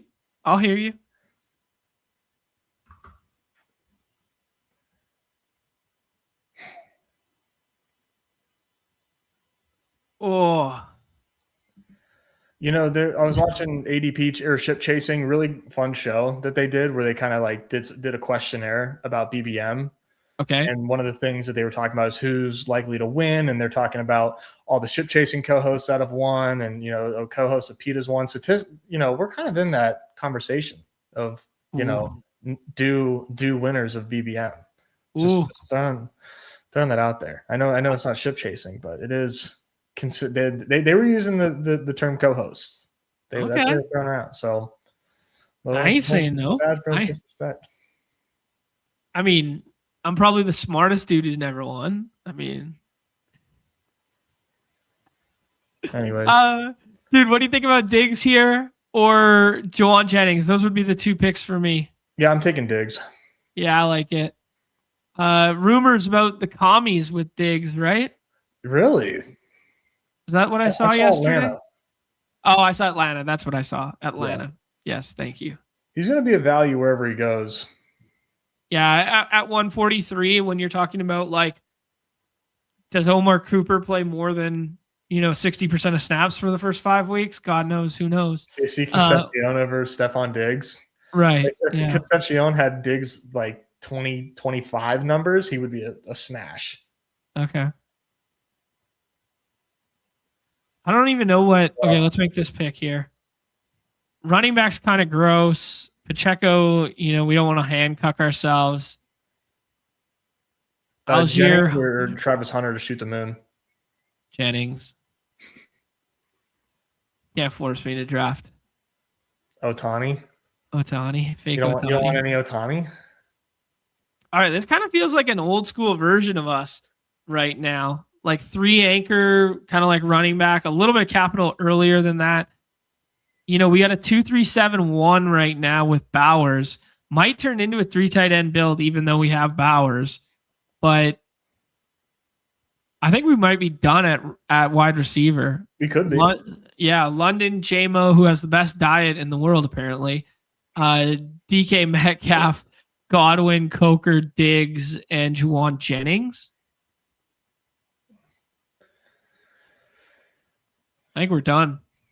Incredible diet for JMO. Yeah, tell the people what you saw.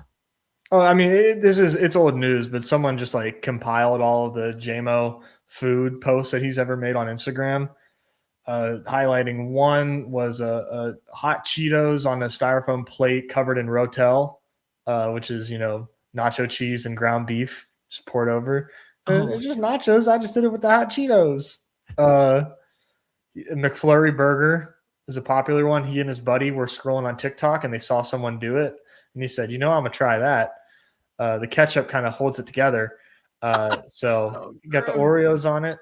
And then like a half case of Kool-Aid and a half case of like fruit drink, like small mini gallon jugs of like blue raspberry fruit drink. Just an incredible specimen. Those are the kind of drinks that it's like, what flavor is this? Orange. What flavor is this? Purple. Yeah, they can't even call it juice. It's just drink. Like if JMO had Tom Brady's diet, he'd probably be the best wide receiver of all time to ever live. Yeah, Ocho Cinco was like that. Like only ate McDonald's for like years and years and years. Crazy, man. I don't know how these guys do it. JMO loves to gamble still too. I always he comes up like when I'm scrolling on Reels and I see, you can see a little floating head of like who liked the post.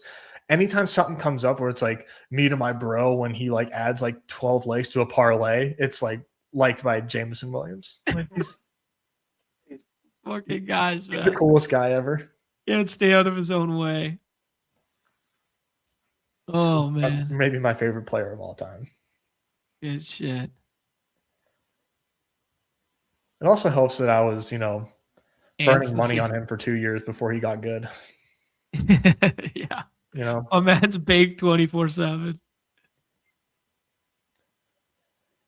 That's wild. That is wild.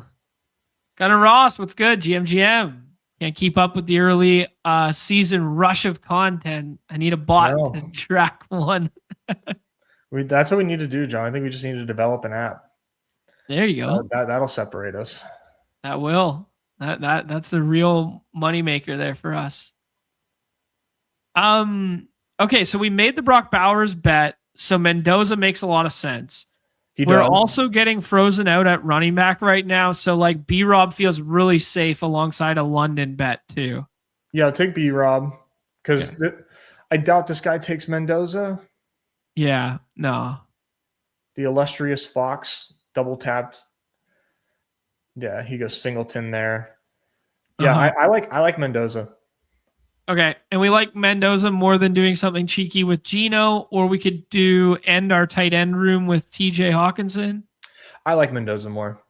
All right, cool. Yeah, when we don't spend a ton of capital on quarterback, you may as well just stack with the guy that you need to go burr in a huge way to make your team move, and that's Brock Bowers. So, yep, yeah, for sure. I like Mendoza, man. I think I'm surprised that people are, I think Mendoza, I respect everybody's, takes. They definitely know more ball than me, but I kind of think Mendoza gets a little like, it's like a transitive property here in terms of like Mendoza getting a little bit of a bad rap as a QB because he was in like a quote unquote bad draft class. The situation obviously isn't like a slam dunk situation, but I think Mendoza can play. I don't know. Okay, sight unseen on Mendoza right now, like only knowing the college stuff. He's 22 years old. Would you rather have Mendoza rest of career or Bo Nix? Bo Nix. Okay. Would you rather have Mendoza or Jackson Dart? Dart. Mendoza or Shuck? Mendoza. Mendoza or Cam Ward? Probably the evil you don't know. Right. With Mendoza. I mean, some people think Cam Ward played well last year and it wasn't like his fault. That's always like a tough sell. It's like you can't really change anybody's mind on that because like when you tell them the numbers were bad, they're like, I don't care. I think it would be kind of foolish to give up on Cam Ward so easily. His rookie season was a disaster. Was it his fault? Like, yeah, he played better, would have looked better, but like the play, like Ridley gets hurt, he was thrown to a bunch of nobodies, the coach gets fired, like it was awful. Like huge upgrade to his situation here, just overall. Like I think Saleh in Tennessee is a great get. I think the Jets just have an absolute just like toxic environment where like I'm excited to see Saleh get this second chance in Tennessee with a young number 1 overall quarterback with upgrades to his pass catchers. But he wasn't good. Like I can't push back on the numbers. Sure. That say that he was bad because he was. Right. Okay. Dayball's gonna be good for him too. Yeah, that's what Matt Levy just said. It's like the situation for him is night and day. Like, and people are definitely not pricing up Cam Ward, in my opinion. I guess he's a 12th round pick. He is getting but every quarterback's expensive, so you kind of have to adjust for inflation a little bit. But yeah, he's expensive, but these guys that go behind him aren't spectacular. Oh, Black, 189 for Black. I remember when we did the Steam, old enough to remember the Steam job on Isaac Garendo that season where we just jammed him at like Tyrion Davis Price as well. Oh my. I was like, this is the easiest click in the world for us, Kate Otten. And yeah, you got to take Kate Otten there, bro. Sean Tucker. Yeah. Sean Tucker, best pick on the board right now. It's a good fallback too. Like I really wanted Tucker and Otten there with those 2 clicks, but all right, we got Tucker and we got Godwin there. It's interesting that the solver's telling us we still need wide receiver help. We got 7 of them and like they're pretty good in my estimation, and we're still beneath the bucket, and we have 1 tight end and it's already filled the bucket. Yeah. Who's your favorite tight end left? Fryermuth and DK and Warren, we already have a team level bet, so it kind of makes sense. It does. Gasecki. Probably Muth. Yeah, I think so too. I just don't think we can like. Can you go to battle with just Bowers and Fryermuth? Yeah, absolutely, Okay. Absolutely. So then, where do you spend? Where do you spend the capital? Let's take a look. It's going to be a flex spot. Not taking a fourth quarterback, I don't imagine.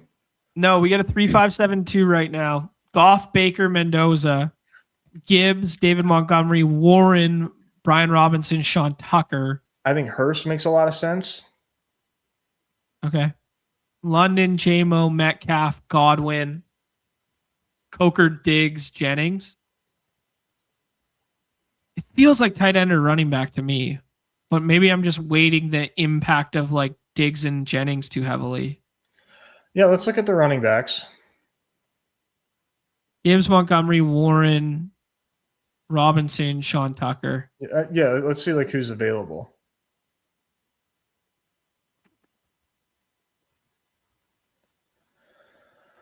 So Jordan Allen. James is, in the running for RB2. Jordan James? He's in the running for RB2. Yeah. Najee's a free agent. Could you see Najee being like...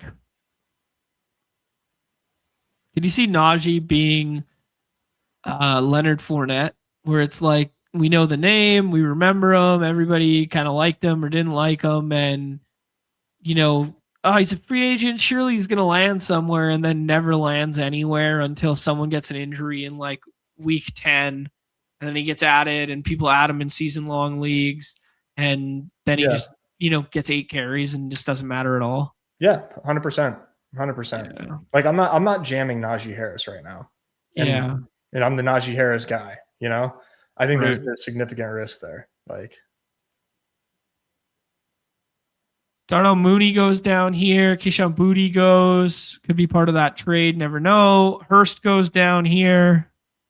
People are getting excited about the Branch stuff just because he caught a lot of passes last year. PPR merchant kind of guy, allegedly. Hurst, Darnell Washington. Yeah, I like Mount Washington. Use AI buckets to draft. I think Darnell Washington, I think is interesting, but like, so here, maybe I'm an idiot, dude, but the talk is Steelers going to more 11 personnel. Uh-huh. If you have 11, if you're an 11, you got 3 pass catchers out wide. What makes more sense for an inline tight end, like another pass catcher or Darnell Washington? Yeah, someone who can block. Right, don't you think? Yep. Like then you have the threat of the run available still. It'd be a really weird pick, but you could double down on the Steelers tight end room. I'd rather not. We've already got 3 Steelers. But like I'd rather take a shot on like Tungus being like actually good and Kittle being behind. Yeah, there's definitely some mystery box there. Yeah, for me, I think I would throw how fun Tungus goes. I mean, Ferguson, Dolchich, Colby Parkinson seem fine. But you weren't trying to take a wide receiver. Who did you say, sorry? Christian Kirk. Yeah, we take Christian Kirk. I think this team needs running back or tight end, but if they're fucking zeros anyways. Is there like if you have someone you like more, feel free, but I think Kirk's the best pick on the board. For us, is what I'm saying. Yeah, if you think he's the best pick. For us, I do. Yeah.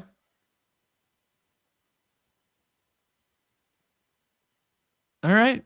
Like here it is. If there's a better running back there, I think running back would have made sense. Maybe there's a pick that we would have liked to have had back to get a different running back. But I think the room is fine. Just with 5 with Gibbs, Montgomery, Warren, Brian Robinson, Sean Tucker. Yeah. This, you know what I think about a lot when I'm like drafting and stuff, is like, this is one of those like, hey, when we're in the draft together, when we're in the draft room, when we're painting the bull case of this roster, go Burr, we're playing for first only, this running back room looks fine. And then you scroll to this team in week 9 and you go, what the fuck was I thinking? You know, like that's what this running back room feels like to me. Well, any running back room with Gibbs is like, you know, fine. It's just, I think the problem with this team is like, who's hitting our flex and what are they giving us? Sure. Yeah. We're bullish on Montgomery, so we think we're going to like the Montgomery pick. Where like him and Gibbs are like going nuts. They've got 200 points on the season. Like GGs, these guys are crushing. Mm-hmm. Warren's like a 10-point per game guy. That's a little bullish. And then Robinson and Tucker are obvious like contingency plays. Maybe Tucker assumes a goal line role and has more standalone than we expect.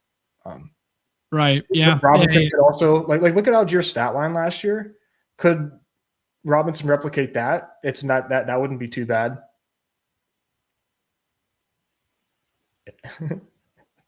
Come on, bro. ALLG. I didn't mean to do this. Oh my god, dude. What did you say? Backspace G. LG. Oh my. You're doing a bit. You're doing a bit. You're doing a fucking bit.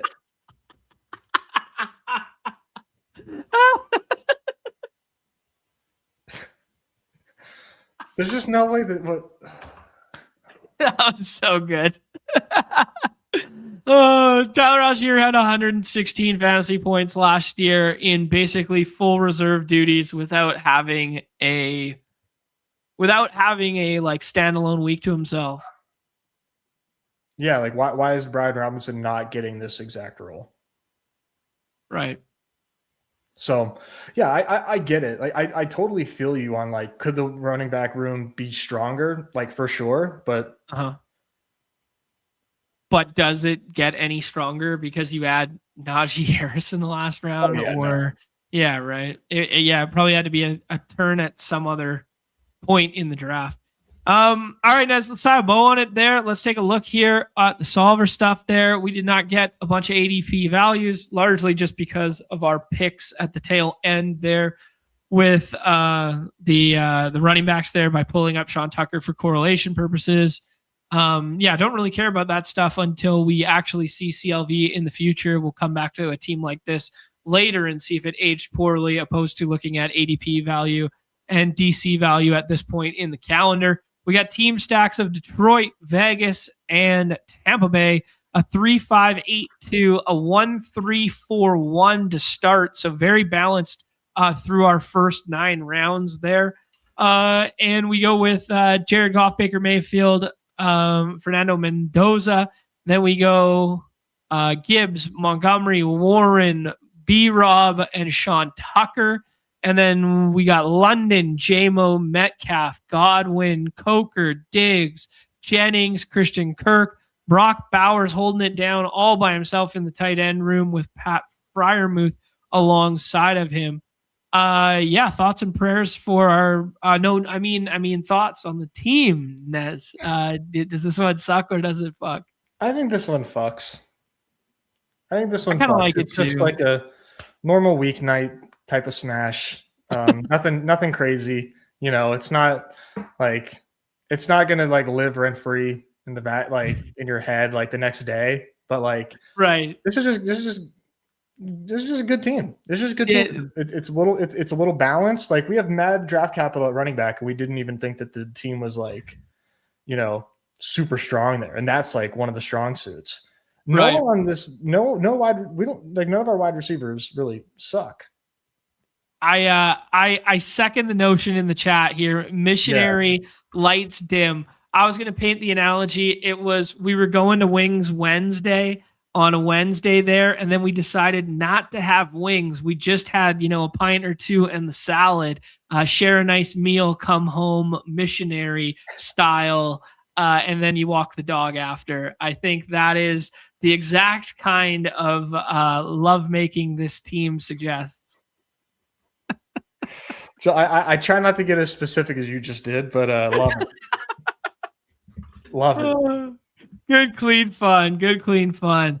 All right, Nezzy, that was our first Bulldog on stream there. Brand new contest on Underdog. Love it so much there. Shout out to the good people at the Solver there. Had my Solver shirt on yesterday, and then we used the Solver Draft Assist while we were drafting today. Use promo code BADGE at sign up there for 20% off that bad boy.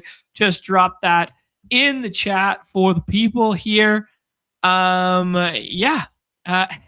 missionary before dinner, Jon. There we go. Then we get to have the wings after. Wings Wednesday on a Wednesday. Who would have guessed? Great callback. Ties a bow on everything. Beautiful show. We talked about Adam Scott versus Adam Scott for way too long. Hope you're happy, Davis. Best of luck to everybody playing in the MLB streets this evening. Best of luck in the WNBA streets, the puck streets, lots of fun stuff. We're going to have a loaded show tomorrow, same time, same place. We are going to talk about the baseball slate. We're going to talk about the 2-game hoops slate. And then it's Frenchie Friday, baby. So anticipating, I don't know, we got the Bulldog this week. Do we still get a Frenchie Friday? Time will tell. We will find out tomorrow. Any parting words for the people, Nez? No. Thank you guys for hanging out. See you guys tomorrow. And I'm hopping on after our show. I'll have a hard out at 3. I'm going on with FanSpeak with Megan. And I don't know if who else is, if any of the other FanSpeak people will be there, like Justin or her brother. Yeah. But they're doing like a 24-hour stream. So I'm hopping on for an hour, doing a draft with them. 24-hour stream. Unbelievable. Crazy, dude. Wow. Absolutely crazy. I think they're going to baton it, but still. Yeah, still. I mean, that's crazy. So you think you can tout? Yeah, for 24 straight fucking hours. Let's get it. Put this on for Holy smokes. All right, there you go. Chad Candle's excited for that one. All right, we'll see you guys for tomorrow for NBA. Absolutely. We'll start with NBA tomorrow and we'll go from there. Everybody's favorite time of the show. The end. Peace. Mr. Goat Boy. Chill, bro. Chill.